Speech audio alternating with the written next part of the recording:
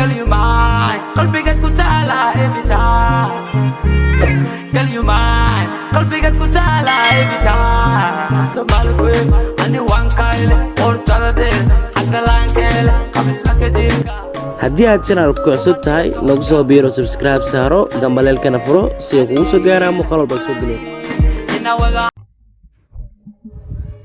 Baris baa kadib waxa guri mid aabahay wuxuuna ii soo bandhigay shaqo mid kimid dadkii wada shaqeynaya maqnaan dhowr maalmood si darteed wax loo baahna qof shaqeeya sababtu aabahay shaqada soo bandhigay waxay ahayd dhammaan guriga ku xirnaan camera CC aniguna waxa ku takhasusay cilmiga kombiyuutarka aad baan u jeclaa shaqooyinka caynkan oo kale ah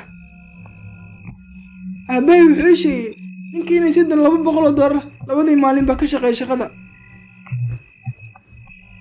inta kadib aabahay wuxuu ii kaxay dhanka guriga si aan ula kulmo ninkii markaan nimid gurigii waxaan la kulmay ninkii si fiicanna wuu ii soo dhabeeyay wuxuu iga xaalad bixiyay xaaladda guud ee guriga habeenada ka mid ah anigoo isticmaalaya kombiyuutarkayga ayaa waxaa la gaaray xilli saq dhaxa ah waxaan damcay inaan saxdo balse dib waxaan u soo laabtay dhanka kombiyuutarka si aan u hubiyo xaaladda guud ee guriga anigoo indhanaya waxaan arkay arrin argagax leh qof ka soo galaya dhanka daaqadda weliba xiran dhar madow aad baan u cabsaday waxaan eegay dhammaan qolalka kale si aan u hubiyo inuu ku jiro balse waan ka waayay si degdeg ah waxaan fariin u diray aabahay waxaan weydiiyey ninka guriga iska leh xilliga imaan lahaa guriga anigoo la yaaban ayaa waxaan arkay asigoo soo galaya dhanka qaybta qolka fadhiga wuxuuna xirnaa dhar madow inaan arko aad bay weli adkayd wejigiisa nasiib daro gacanteeda waxay ku dhacday agab meesha yaalay una dhacay dhulkii inta kadib ninku wuxuu muuqalay shanqar wuxuu seegay dhanka shanqarta ka soo yeertay anigoo afka ayaan isqabtay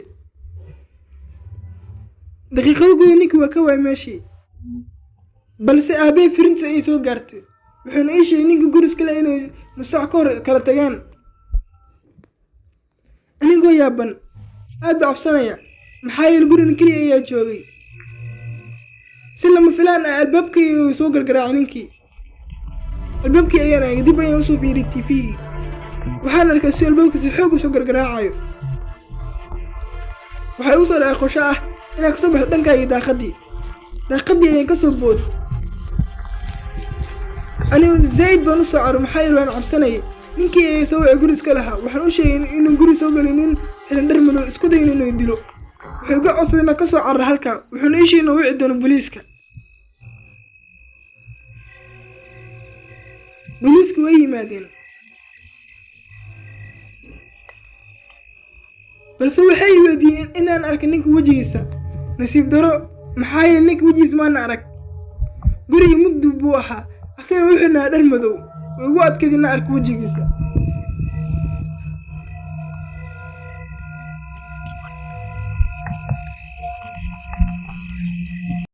channelka haddii aad ku cusub tahay oo fiidiyoyada noocan aad ka heshid mar walba ayaan soo dhignaa fiidiyoyadan subscribe sar oo beelka furo si aysan kuu dhaafin oo qofka ugu horeeyana aad noqotid 1960kii awoogay waxa uu socday tuulo si uu ula soo kulmo qaraawadiisa marba waxa uu u baahday inuu tareenada kalbadasho waxa uuna degay meel baadiye ah oo waxa uu duwaa buush bas boosteejadana cidna ma joogin hal wada ayaa ka bixisay oo baadiyaha u socday meeshana waxba ma joogin cabaaran uu sugayay laakiin wax tareena ma imaan waxay ahayd winterkii waxa ay noqotay mugdi qabowna waa ay noqotay waxa uu bilaabayay inuu ka walwalo meeshuu seexan lahaa habeenkii markaas ayaa habar waxay ka soo baxday mugdiga wax ayna weydiisay inuu tareen sugayay markii uu yiri haa waxay tiri ma imaanayay ilaa biri waxayna tiri ma rabtaa meel aad seexatid waxayna tiri waxaan ku hayaa cunto iyo qol aad habeenkii seexatid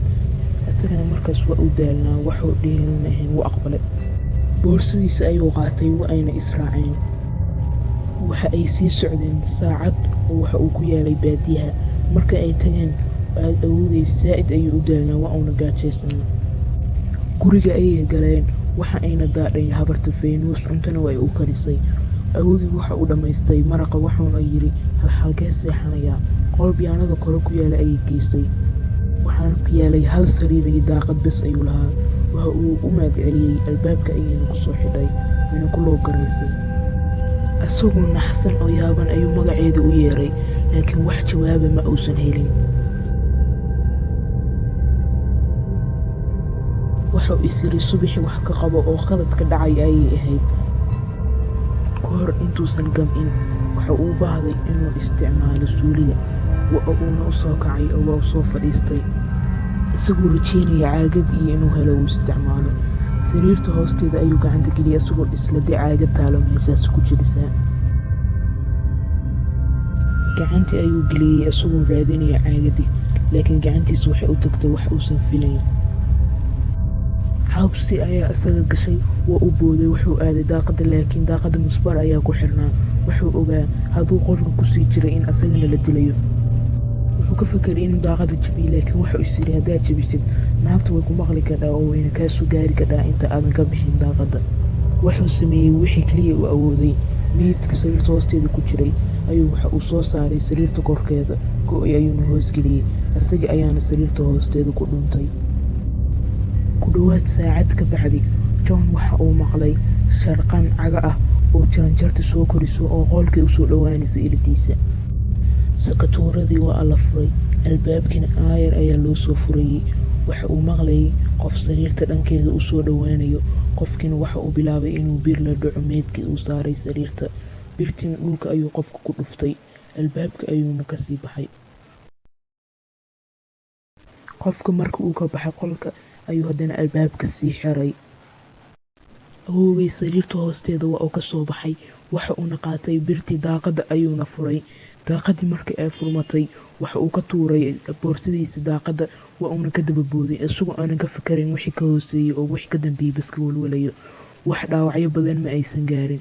waa u kacay boorsadiisa ayuu qaatay waxaanu ka baxay guriga gadaashiisa. wuxuu arkay iftiin waxa ay noqotay laami iyo militari iyo baabuurtooda marayo. awoogii askarta waa ay qaadeen oo waxa la geeyey meel kale. ma uusan report garayn sababtoo ah waqtigaas hadduu report garayn lahaa isaga ayaa dembiga loo qabsan lahaa. ilaahay ayuu u mahadceliyey inuu soo fakaday. wuxuuna go'aansaday marka xiga uu soo booqanaya qaraawada inuu waddo kala qaadanayo.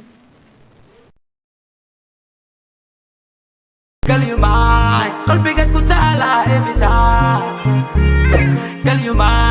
qalbigaad ku taala every time. Tomalkwe ani wankayle ortaladeel xagga laankeele qamisla kadibka. haddii aad channelka ku cusub tahay nagu soo biiro subscribe saaro gambaleelkana furo si ay kugu soo gaaraan muuqaal walba soo geliyo.